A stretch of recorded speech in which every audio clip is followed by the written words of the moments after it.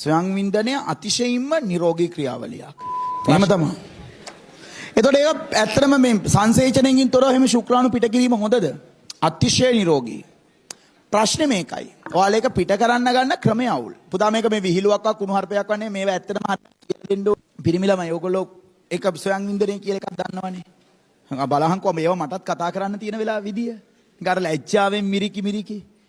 මේවා හරිනම් ඇත්තටම විෂය නිර්දේශවල පාසලේ එන්න ඕනේ ඒවා එන්නේ නැහැ. ගුරුවරුන්ට ගහන්න බෑ, තරවටු කරන්න බෑ, බනින්න බෑ. ඒව බෑ. අරවා මොකක් හරි ඊට පස්සේ කරදරයක් වුණාම තමයි රිදි උස්සන්නට යන්නේ. ඔය ගොඩක් අය නිකන් අහන ප්‍රශ්නයක් නිසා කියන්නේ. ස්වයං වින්දනය අතිශයින්ම නිරෝගී ක්‍රියාවලියක්. ප්‍රශ්නේ තියෙන ඔයාලා ඒ වෙනුවෙන් අසභ්‍ය දර්ශන යොදා ගැනීම විහිළුවකට ගන්න එපා. පසුව මානසික රෝගී මට්ටමක් සහ අවදාරි කසාද බැඳම ලිංගික ගැටලු ඇතිවීමට ලොකු හේතුවක්. ගෑනු කෙනා එක්ක ඉන්නේ. එයා කැමති ෆිල්ම් බලන්න. ඈ මේ ෆිල්ම් එක රියල් තියෙනවා. ඒ වෙපා. අර කොහොඳ. එහෙම නෑ කියලාද කියන්නේ? ලංකාවේ මාර ප්‍රශ්න තියෙන්නේ. ඔයාලට ඔවා උගන්වන්න තියෙනවා නම් ඇත්තටම වටිනවා ඈ. කරුමේ තියෙන්නේ ඒවයි තින්නේ නැහැ. කිසිම මේ වෙක්ක නැහැ.